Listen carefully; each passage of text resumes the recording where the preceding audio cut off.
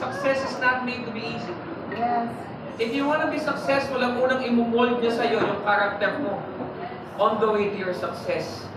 Sa mga nagnegosyo dito, if you're successful in your businesses, you know what I mean. Ako na English kasi. Yan! Interview ko yung sa likod. Diba? Nanigan siya ibig sabihin? Business without struggle is not a business at all. Totoo yun. Wala akong business. May nakita ho kayo na malalaking mga negosyante, wala silang struggle story. Meron na? Wala. Lahat may struggle yun bago naging successful. Tama. Totoo yun. Meron nang ba rito yung mga tipo na ano? Parang ganito. Bigyan kita sample ha.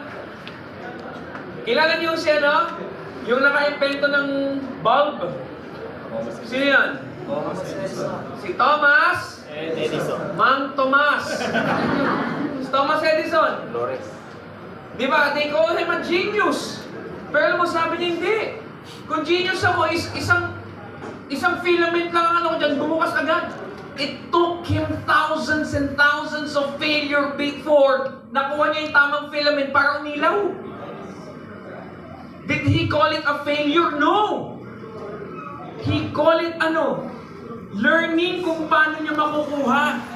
Kaya if you're expecting that you join the